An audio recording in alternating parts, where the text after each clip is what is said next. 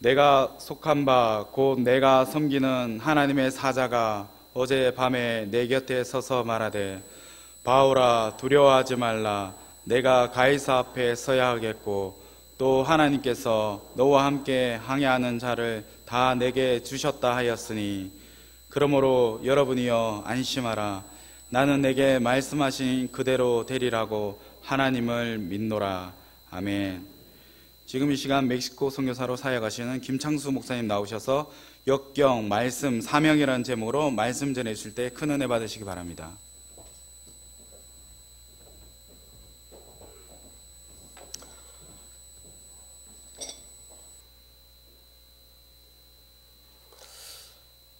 제가 태어나고 자란 모교에 와서 말씀을 전할 수 있도록 인도해 주신 하나님께 감사드립니다. 또 말씀 전할 수 있도록 허락해 주신 우리 목사님과 장로님, 모든 성도님들께 또 감사를 드립니다. 방금 기타를 치신 분이 제 기억에 맞다면 혹시 강인구라는 분이 맞습니까? 저분하고 저는 옛날에 카페에서 아르바이트로 노래를 같이 한 적도 있습니다. 그러니까 막역한 사이인데 이렇게 참 오랜만에 찬양하는 모습을 다시 보게 돼서 너무 반갑고 기쁩니다.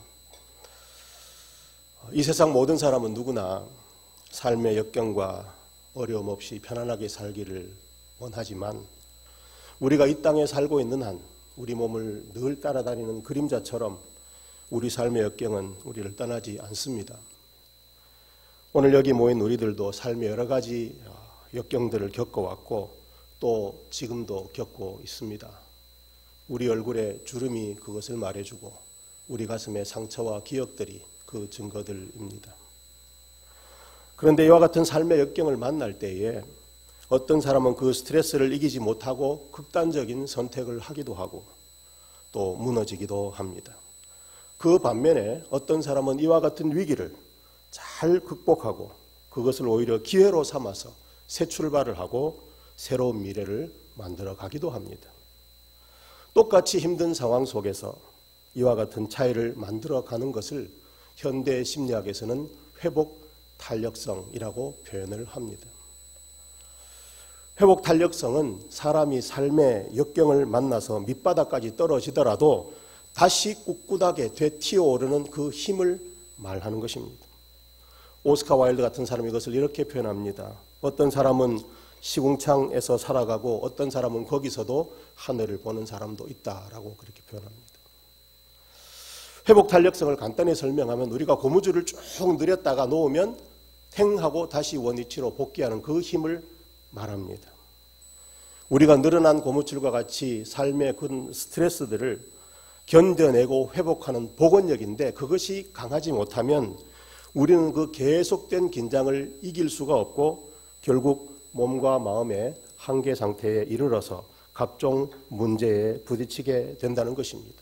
반면에 회복 탄력성이 높은 사람은 심각한 역경을 만날 때에도 희망을 잃지 않고 삶을 용기 있게 살아간다고 하는 것입니다.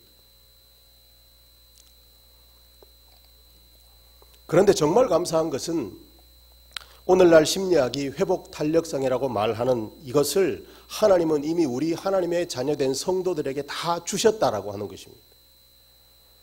성경의 대표적인 회복 탄력성에 강한 인물은 여러분이 잘 아시는 요셉 같은 인물입니다. 형들의 미움을 받고 노예로 팔려가고 죄수로 오해받고 감옥에 갇히는 역경을 겪어서도 거기서 포기하지 않고 결국 한 나라의 지도자까지 이르게 됩니다. 다니엘 같은 경우도 마찬가지지요. 포로로 잡혀가서 그 열악한 환경 속에서 많은 사람의 시기까지 받았지만 그는 끝까지 인내하고 또한 그 나라의 지도자의 위치에 오르는 인물들이지요. 신약으로 말하자면 그 누구보다 사도 바울이 그런 인물이라고 할 수 있습니다. 그리고 그는 오늘 말씀의 주인공입니다. 예수 믿는 사람을 핍박하며 살던 바울이 어느 날 다메섹 도상에서 예수님을 만나게 되고 그 이후로 완전히 새 사람이 되어서 그는 주님을 위해서 삶을 전적으로 헌신하며 살아갈 때 그러나 바울이 하나님의 사람이 되고 하나님의 일을 전적으로 헌신한다고 해서 그의 삶의 역경이 줄어들거나 떠난 것이 아니라 오히려 그는 그 복음 전하는 사명 때문에 전에 당하지 않던 어려움까지 더 큰 역경을 맞이합니다. 우리가 고린도후서 11장 이후를 읽어보면 얼마나 그가 많은 고난을 겪은지 잘 기록이 되어 있죠. 오늘 말씀도 그 역경 중에 하나에 대한 것입니다. 복음을 전하다가 체포되어서 죄수의 몸이 되어 로마로 가고 있는 중인데 그 타고 가던 배가 갑자기 큰 광풍을 만나서 이제 다 빠져 죽게 된 거지요. 그 상황 속에서 선장도 사공도 백부장도 군인들도 그 경험 많은 사람들도 사색이 되어 이제 다 죽는구나 하고 있는 그 시간, 유독 사도 바울만은 그 심한 폭풍 속에서도 꿈이 깨어지지 않고 낙심하지 않고 희망 잃지 않고 담대하게 선포하는 모습이 바로 오늘의 본문입니다. 사도 바울은 도대체 어떻게 그렇게 할 수가 있었을까요? 우리는 오늘 본문에서 그 비결이 되는 두 가지 중요한 영적인 진리를 발견하게 됩니다. 그 중에 첫 번째가 말씀입니다. 여러분, 우리가 23절과 24절을 다 같이 한번 읽어보겠습니다.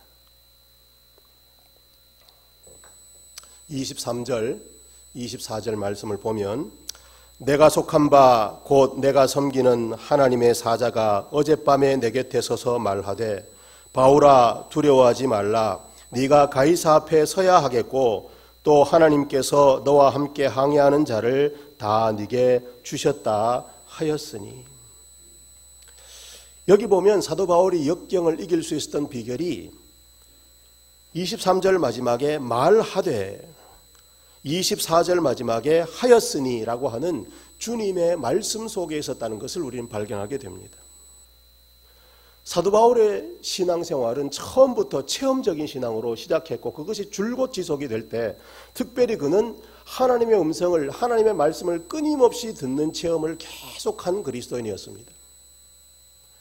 9장에서 다메섹 도상에서 예수님을 만날 때도 그는 부활하신 예수님의 음성을 직접 듣습니다. 체험적으로.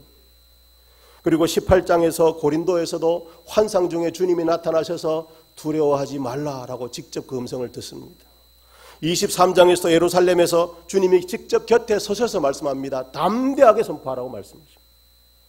그리고 오늘 27장 바다 풍랑 속에서도 주님은 그에게 말씀하십니다. 바울아 두려워하지 말라.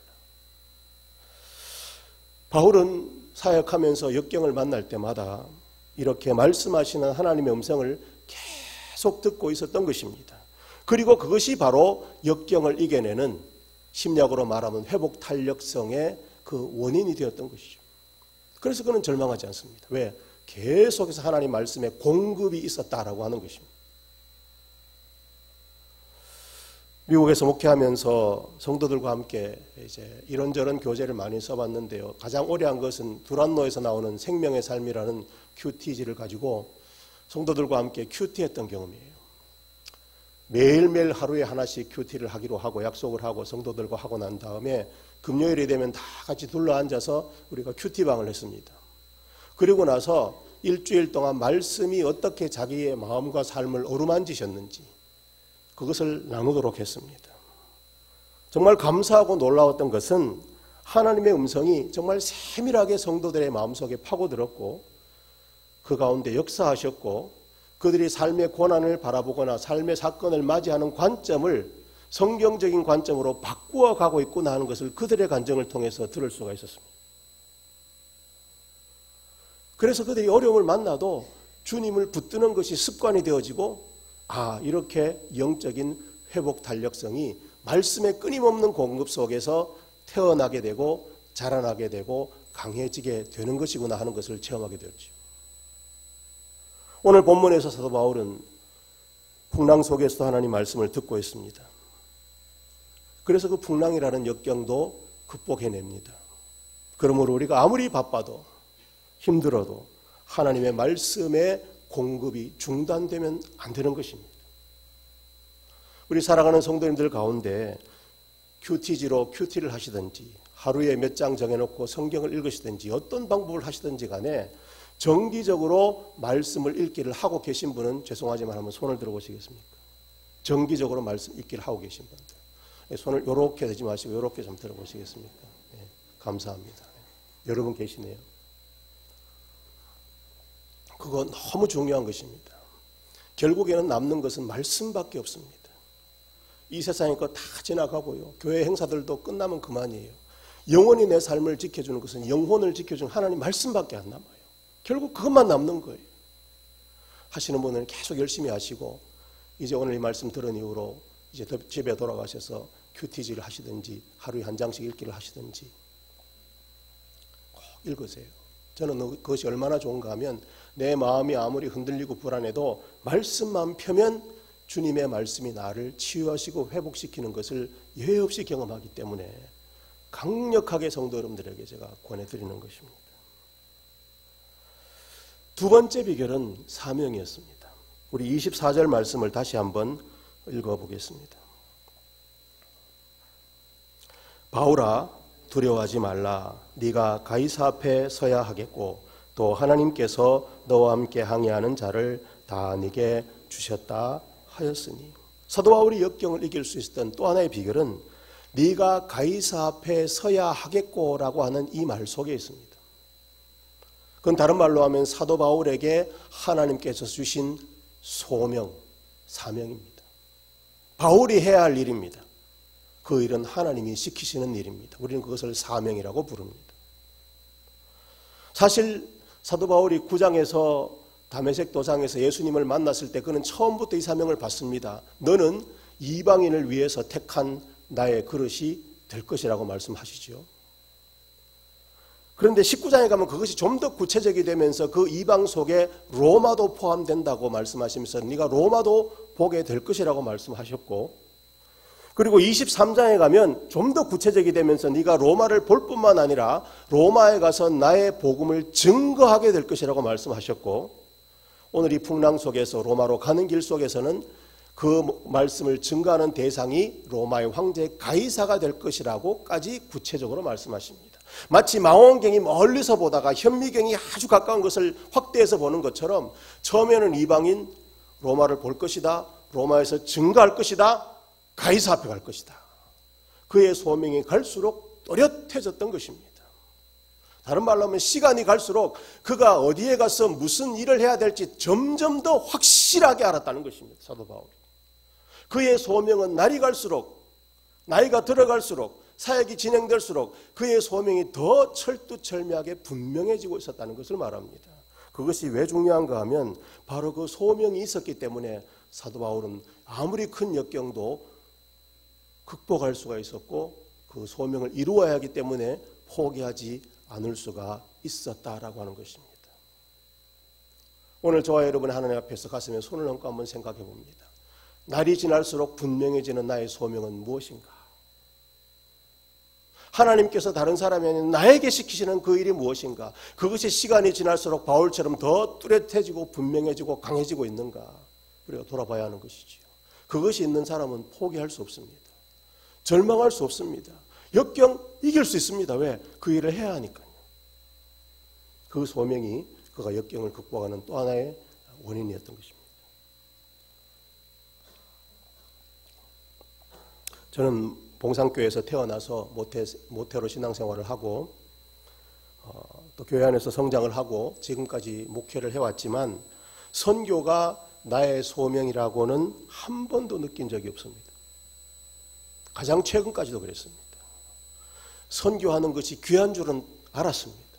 그리고 선교사님들이 오셔서 말씀을 전하시고 선교 보고를 하시면 그것이 엄청난 도전이 된 것도 여러 번 있었습니다. 그렇지만 나는 아니라는 것이 확실했습니다. 분명히 저는 아니었습니다. 이제 미국에서 같이 신앙 공부한 나이가 같은 친구들끼리 이렇게 농담을 주고받는데 지난달에 같이 모였는데 친구들 앞에 그런 얘기 하더라고요. 제 얼굴을 가면 저 얼굴이 선교사 얼굴이냐고. 저는 선교사 얼굴이 아니라 그러더라고요.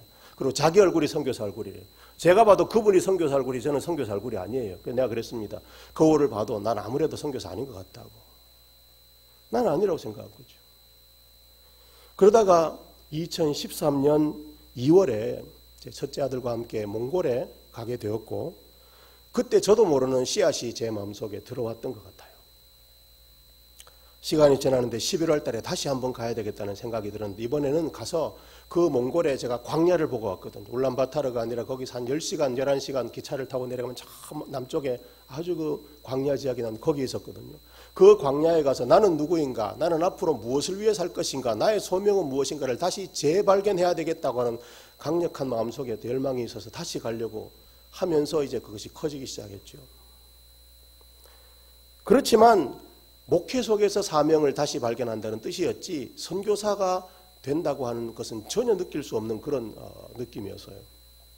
그러다가 2년 전에 2016년 겨울이 됐는데 처음으로 제 생에 처음으로 하나님께서 저를 선교지로 부르시고 있구나라는 걸 느끼기 시작했어요. 아주 작게 느끼기 시작했어요. 한동안 저 혼자 기도하다가 이제 아내와 그걸 나누고 같이 한번 기도해보자. 그래서 1년을 누구에게도 말하지 않고 1년을 저희 둘이 기도했어요. 선교지로 가야 할 것인가를 놓고. 그런데 놀라운 것은 갈수록 그 마음이 강해지는 거예요. 갈수록 그 소명이 더 또렷해지는 거예요. 이건 뭐 말할 필요가 없는 거예요. 마치 이건 이방인 로마를 보아하리라, 로마에서 증거하리라, 가이사 앞에 가라 이렇게 되는 것처럼 그렇게 부르시는 거예요. 점점 더.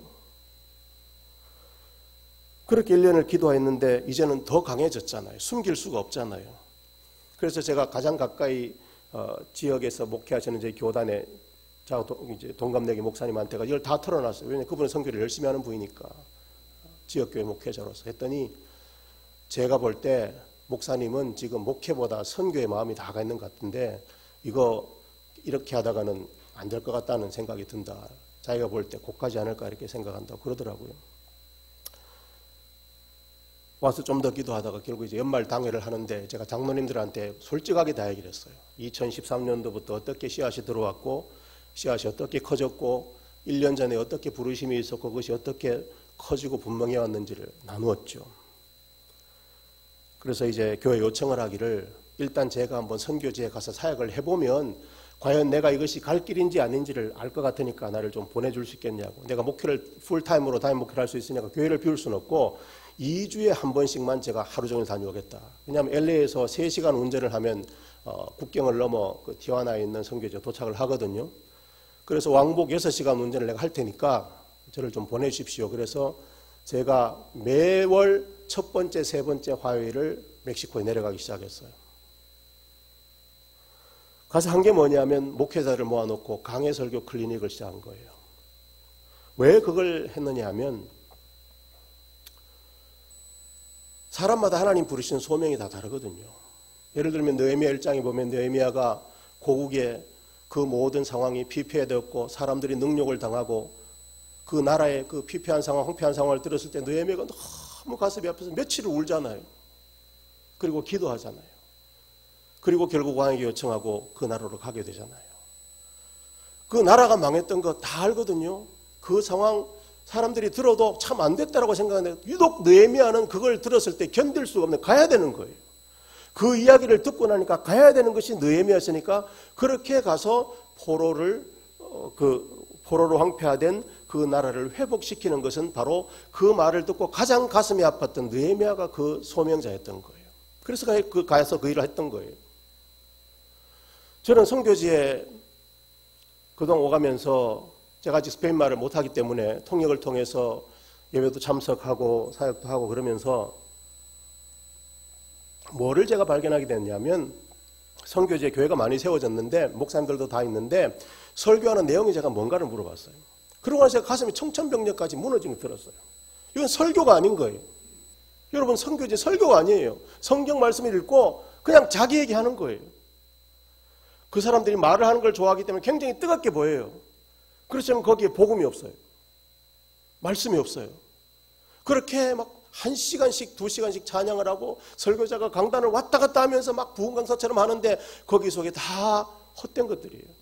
자기도 알아요. 목사님들도 알고 성도들도 알고 그렇게 뜨겁게 예배드리다 집에 가면 너무 공허하대요. 그 악순환이 계속 반복된다는 거예요. 근데 누구도 그거를 가르쳐주고 훈련시킬 사람이 없는 거예요.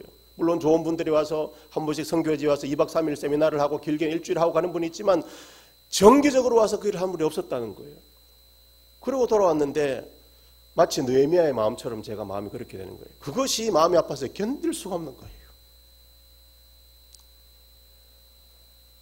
다른 사람은 모르겠는데 나는 그것이 너무 마음이 아픈 거예요. 이를 어떡하나, 이를 어떡하나. 그래서 그것을 놓고 기도하는데 저는 그렇게 기도를 많이 하지도 못하지만 환상을 보고 하는 것은 더더군다나 아주 극히 드문 일인데 이번엔 좀 달랐어요. 선교지 기도만 하면 제가 방언으로 기도하고 있는 자신을 발견해요. 저는 방언 통역을 못하기 때문에 무슨 뜻인지 모르지만 하여튼 선교지 기도만 하면 제 기도가 그렇게 바뀌어지더라고요. 그래서 기도만 하면 제가 있는 그대로 간증한 겁니다. 그리고 기도를 하는데 목사님들이 쭉 둘러앉아, 제가 조금 이따 사진을 잠깐 보여드리겠지만 쭉 둘러앉아서 성경 말씀을 펴놓고 무슨 제가 강의를 하는 게 아니고 같이 말씀을 연구하는 거예요. 계속해서 정기적으로 모여서 그 목사님들과 함께, 멕시코 목사님들과 함께 이제 스페인어겠죠. 그걸 가지고 말씀을 연구하는 그 그림이 너무나 또렷하게 사진처럼 딱 이렇게 보이는 거예요. 저는 그게 뭔지 몰랐어요. 격주로 가서 하기로 하고 시작해서 첫 시간을 모였는데 제가 깜짝 소름이 돋게 놀란 것은 바로 그 모습이 제 눈앞에 펼쳐진 거예요. 저는 몇 명이 올지도 몰랐어요. 어떤 그림이 될지도 몰랐는데 딱 모이고 나니까 제가 바로 기도 중에 봤던 그 모습이 그대로 눈앞에 펼쳐진 거예요. 제가 그것을 거기 있는 목사님들한테 그대로 간증을 했습니다. 사실은 내가 이런 마음을 품었고 기도 중에 이런 모습을 봤는데 오늘 와서 여러분들 이 모습을 보니까 내가 봤던 그 모습이네요. 목사님들이 아멘. 그렇게 6개월을 했습니다. 그런데 풀타임 목회하면서 2주에 한 번씩 가면 제가 새벽 한 4시 반 5시 출발해야 되거든요. 그럼 9시 클래스를 시작하면 5시 끝나게 되면 또 드라이브를 저녁 먹고 드라이브 하면 녹초가 되는 거죠. 한 달에 2번이지만 쉬운 건 아니죠. 이제 그걸 계속 하니까 이렇게 올해는 계속 못하겠다 생각이 들었어요. 장로님들도 제가 이제 얼마나 오래 가나 이렇게 보고 계셨겠죠. 그러다가 금년에 이제 5월이 되면서 제가 다시 당회를 하고 목사님 장로님들한테 제가 이제 담임 목회를 내려놔야 되겠다. 선교지로 이제 가서 해야 될 것 같다는. 왜냐하면 그쪽에 그 끌림이 너무 강했기 때문에 이제 가야 될 것 같다는 말씀을 드리고 그리고 6월에 사임을 했습니다. 7월 한 달 준비하고 같은 교회에서 파송을 받아서 같은 교회 선교 목사가 된 거예요. 이제 담임 목사에서 선교 목사로 이제 역할이 바뀐 거죠. 지금 하는 곳은 국경 너머에 이제 티화나라는 도시인데 요즘 혹시 여러분 뉴스 보시면 중미에서 사람들이 많이 올라오잖아요. 그 사람들이 도착해서 문제 일으키고 있는 바로 거기에요. 거기가 제가 지금 있는 곳이고요. 한 400만 정도 살고 있는 멕시코에서 3대 마약갱이 있는데 그중에 2대 마약갱이 한 도시에 다 있는 곳이고 엄청난 범죄가 있는 도시에 지금 카라반들까지 올라와서 도시 문제가 굉장히 지금 복잡해졌어요. 정정도 힘들어지고 국경도 닫혔다가 열렸다가 이러고 있고 이제 그런 가운데서 이제 사역을 지금 하고 있는데요. 저는 지금 막 선교지로 간 사람이기 때문에 사실은 많은 선교 보고를 할 게 없어요. 그저 저한테 선교의 소명이 어떻게 오고 제가 그것을 어떻게 한 걸음 한 걸음 따라왔는지를 나눔으로써 성도 여러분들의 마음속에 느헤미야처럼 여러분이 주님이 어떤 마음을 주실 때 그것이 자녀교육에 대한 것이든지 그것이 전도에 대한 것이든지 섬김과 봉사나 찬양에 대한 것이든지 그것이 여러분의 마음을 아프게 하는 것이면 그건 여러분의 소명이에요. 그것을 찾아가시고 순종하고 섬기는 데 도움이 되실 것 같아서 잠시 나누었습니다. 이제 파워포인트가 조금 준비됐으면 사진 몇 장 잠깐 보여드리겠습니다. 넘기시고요. 제가 예 하면 넘기시면 됩니다. 지금 여기 잘 아시지만 미국 바로 밑에가 멕시코죠. 예. 그리고 멕시코는 미국과 중미를 연결하고 있는 나라고 남한보다 한 20배 정도 큰 굉장히 큰 나라입니다. 인구가 1억이 넘고요.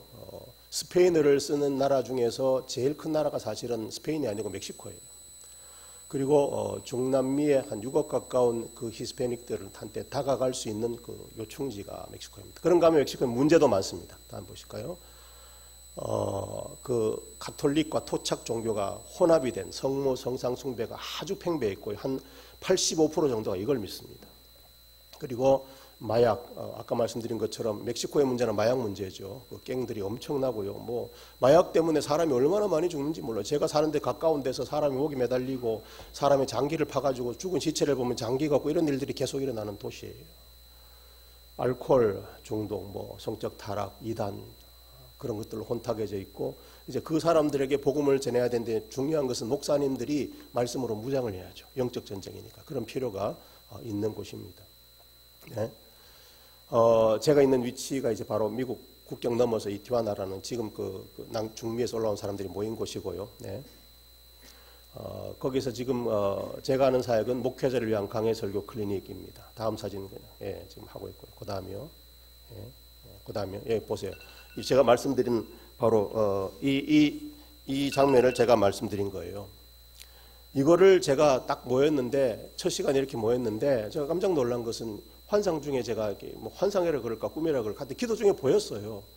근데 이게 눈앞에 펼쳐질 때 얼마나 그것이 소름 돋게 감사한지 지금 이제 이렇게 계속 정기적으로 이제는 제가 내려갔으니까 매주 모입니다. 오전 반, 오후 반 따로 해서 2반을 가지고 이렇게 지금 목사님들, 사모님들, 리더들이 와서 공부하고 있고요. 그다음에요. 물, 전기 이런 것이 수시로 왔다 갔다 해요. 이제 이날은 공부를 해야 되는데 전기가 끊긴 날이에요. 그런데 목사님들이 한 분도 안 빠지고 다 왔어요. 그 중에 제일 햇볕이 드는 방으로 갔는데 날이 어두워지니까 안 보이잖아요. 그래갖고 이제 후레쉬를 켜놔놓고 지금 공부를 하시는 거예요. 이렇게 열심히 배우고 계셔요. 그 다음에요. 제 아내 김명자 선교사는 이제 구약, 여러분 어성경에 읽어지네 아시죠? 그걸 가지고 구약 내비게이션 신학생들을 대상으로 이제 시작을 했고요. 지금 이렇게 하고 있습니다. 계속 넘기시면 됩니다. 지금 하고 있는 모습이고요. 그런 거 하면 이제 멕시코가 큰 나라이기 때문에 이제 제가 중간 또 밑에를 한번 가보고 싶은 마음이 생겨서 기회가 생겨서 시날로아라고 하는 멕시코 중부 지역을 내려갔었습니다. 10월 말에 보시면 시날로아 주에 가서 주일학교 교사 강습회에서 말씀을 전하고 이제 구약 성경 내비게이션 김명자 선교사고 저는 목회자들 강해 설교 클리닉 이제 했던 사진 잠깐 보세요. 지금 주일학교 교사들 강의하고 있는 내용이고요. 야외 집회고요. 이건 이제 김명재 선교사 구약 내비게이션 하고 있는 거고, 이제 목회자 지금 그 강해 설교 클리닉입니다. 이제 현지 그 통역이 이제 스페니쉬로 제가 이제 영어로 하면 그 스페니쉬로 좀 통역을 그렇게 하고 있습니다. 이렇게 모여서 지금 공부들을 하고 있는 광고 시간이 짧았고 특별히 뭐 교단 중심으로 모인 것도 아닌데 첫날 참석한 분들이 입소문이 나서 이틀째 되는데 더 많이 오셔서 하는데 이제 저보고 이제 티와나 있지 말고 마사틀란으로 이사 오라고 여기 살아야 된다고 이렇게 막 그러시니까 저하고 같이 간 팀은 또 노 그러고 이제 막 그랬습니다. 하여튼 이 말씀을 배우려는 열정이 굉장히 그 목사님들이 강한 것을 왜냐하면 이런 모임들이 없었기 때문에 그런 거죠. 그 다음 또 보시죠. 그런가 하면 멕시코 맨 남쪽에 그러니까 과테말라 바로 위에가 치아파스라는 그 주인데요. 지금 보이시죠? 과테말라 바로 위에 이제 저기를 이제 또 방문했었죠. 11월에. 네. 하나님의 집이라는 교회를 방문해서 이제 건축을 하고 있는데요. 지금 그 교회가 앞으로 그 과테말라 바로 위쪽에 멕시코 남부에서 목회자를 훈련시키고 신학생을 양성하는 센터로 그런 겸 교회로 세우려고 지금 건축을 하고 있는 곳을 방문하고 왔습니다. 지금 그 치아파스 주는 그 스페인 사람들이 수백 년 전에 들어와서 그 도시를 장악하고 광장을 만들고 중간에 스페인의 위용을 자랑하는 이런 건물들을 꼭 세워놨고요. 지금 그 앞에서 오른쪽에 계신 분이 멕시코 총회장님이시고 멕시코 성결교회 총회장님이시고요. 가운데 계신 분이 플라비오 목사님이라고 현지 교회 목사님이십니다. 지금 그 목사님 교회는 장소가 없어가 예배 처소가 없어서 목사님 집 마당에서 천막을 쳐놓고 지금 이렇게 지금 예배 끝나고 또 성도님들 넘기시죠. 안수기도 해주고 계시고 지금 이제 예배 시작할 쯤에 제가 뒤에 나왔지. 근데 이렇게 마당에 천막을 쳐놓고 모이고 있는데 거기서 한 5분 정도 걸어가면 다음 사진이요. 호박밭이 있어요. 그 호박밭을 밀고 이렇게 지금 이제 그 블록을 쌓아서 건축을 지금 하고 있습니다. 이제 아까 말씀드린 데 여기가 앞으로 이제 신학교 겸 목회자 제어 교육의 센터가 되게 되면 저희들이 이제 정기적으로 아까 그 중부 남부를 내려가서 계속해서 그 일을 계속 하려고 지금 만들고 있는 그런 장소입니다. 호박 들고 계시죠. 갔더니 밭에 들어가실 때 호박을 2개 따갖고 오셨어요. 그래갖고 이 토요일인데 그 다음 주일날 예배가 끝나고 우리는 보통 뭐 밥이나 국수 이런 거 먹잖아요. 뭐 시커먼 걸 주시더라고요. 호박을 삶아가지고 성도들한테 다 이렇게 나누고 호박 다 드시고 집에 가시더라고요. 그렇게 먹었고요. 그 앞에서 이제 중간에 계신 분이 플라비오 목사, 왼쪽에 계신 분이 멕시코 계신 조성출 선교사님 지금 동행하고 계신 분입니다. 멕시코 치아파스 주는 자연이 좋아요. 과테말라가 고산지대이기 때문에 남부도 멕시코 남부도 고산지대고요.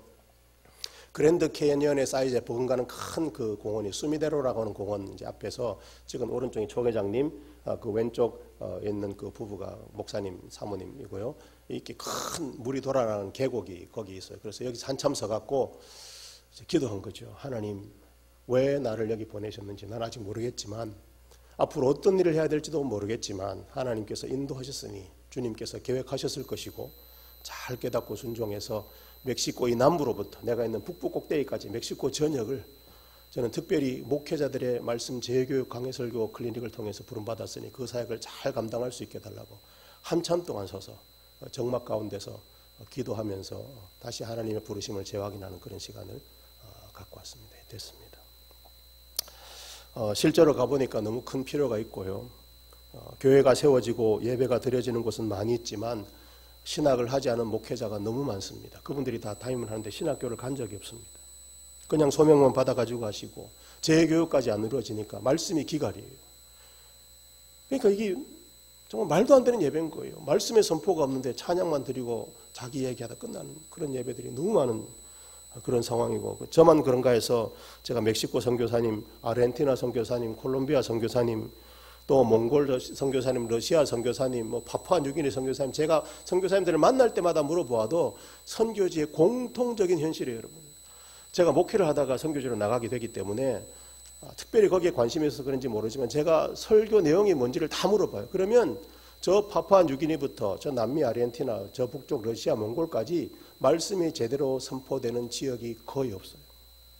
우리는 거기서 교회가 세워지고 예배가 드려지고 성도들이 예배 드리니까 하나님의 나라가 임할 것이고 교회가 잘 이루어지는 것 같지만 그 속에 실제로 온전한 말씀의 선포가 없다는 말씀입니다. 그 일을 전략적으로 할 때가 되었다는 말씀을 제가 드리는 것입니다. 여러분, 우리가 이 세상을 살아갈 때 그저 생존하기 위해서 산다면 무엇을 하든 어떻게 하든 살 수가 있지 않겠습니까? 제가 흔히 잘 듣는 예인데요. 이 성경책이 두툼해서 낮에 졸리면 베면 뭐가 됩니까? 베개가 돼요. 여름에 더운데 부채가 없으면 이렇게 하면 뭐가 됩니까? 부채가 돼요. 자, 하나님 말씀 가르친데 주일 학생들이 말을 안 들으면 요놈하고 때리면 뭐가 됩니까? 매가 돼요. 써도 돼요. 베개로 써도 되고요. 부채로 써도 되고요. 매로 써도 돼요. 쓸 수 있어요. 왜 못 써요? 쓰면 쓰는 거지. 그런데 이 성경책은 그거 하라고 태어난 게 아니거든요. 성경책은 하나님의 성도들의 손에 들려서 살아있는 말씀으로 역사하라고 주신 역할이 주어져 있잖아요. 저는 그것이 우리를 부르신 하나님의 소명이라고 생각해요. 하나님께서 내게 주신 그 소명을 느헤미야처럼 사도 바울처럼 깨닫고, 다른 사람은 몰라도 이것이 하나님이 나를 부르시는 것을 확실히 깨닫고 그것을 위해 살아갈 때 우리는 그 삶의 역경을 극복하게 되고 최선의 삶을 살아간다고 하는 것이 또 하나의 비결이었던 것이죠. 자, 정리해 봅시다. 삶의 역경이 다가오면 우리는 어디로 가야 됩니까? 어디로 가야 됩니까? 말씀으로 가야죠. 계속해서 말씀의 공급이 있어야 되죠. 그렇죠? 왜냐하면 아까 사도 바울이 그 풍랑 속에서도 말씀을 들었잖아요. 그렇기 때문에 살았잖아요. 이 삶의 역경이 오면 어디로 가야 돼요? 물으시는 거 아니죠. 점잖아서 대답 안 하시는 거죠. 멕시코 사람들은요, 제가 이렇게 하면요, 막 얼마나 크게 얘기하고 박수치고 이런지 몰라요. 근데 한국 분들은 점잖으세요. 삶의 역경이 오면 어디로 가야 되나요? 말씀으로 가죠. 말씀으로 가서 계속해서 말씀을 듣고 있어야 되죠. 한번 받아서 말씀을 계속해서 듣고 있어야 된다. 그게 중요합니다. 한번 보는 게 아니고 계속해서 듣고 있어야 돼요. 계속해서 듣고 있으면 내가 뭘 깨닫게 됩니까? 내게 주신 사명을 발견하게 돼요. 그 말씀 속에서. 그리고 그 사명대로 살아가다 보면 역경을 극복하게 돼요. 다시 정리합시다. 이번엔 잘하실 수 있죠? 역경이 오면 어디로 가야 됩니까? 말씀. 그 말씀을 어떻게 하고 있었답니까? 계속해서 듣고 있어야 돼요. 그러면 나에게 뭐가 옵니까? 사명이 오죠. 그럼 난 뭐 하면 됩니까? 그 사명대로 살아가면 되는 거예요. 여러분 여기서 기도하시고 저는 선교지에서 사역하고 그리고 일터에서 생활의 현장에서 주신 사명은 저는 다른 게 아니라고 생각해요. 주님이 주시는 마음인데 무엇인가를 생각하면 막 가슴이 아프고 눈물이 나고 기도가 나오는 게 있죠. 어떤 사람은 애들한테 그런 게 있고 어떤 사람은 어른한테 그런 게 있고요. 저 같은 사람은 선교지에 목사님들만 생각하면 가슴이 아파요. 그게 사명이에요. 그걸 위해서 살아서 정말 주님이 주신 이 한 번밖에 없는 생에 주님이 주신 사명을 다해서 하나님께 기쁨과 영광 돌리는 우리 봉산의 귀한 성도님들 다 되시기를 주님의 이름으로 축원합니다. 기도하겠습니다. 하나님 아버지, 우리 하나님의 자녀된 이 귀한 성도들이 삶의 역경 때문에 포기하거나 넘어지지 않게 하여 주시옵소서.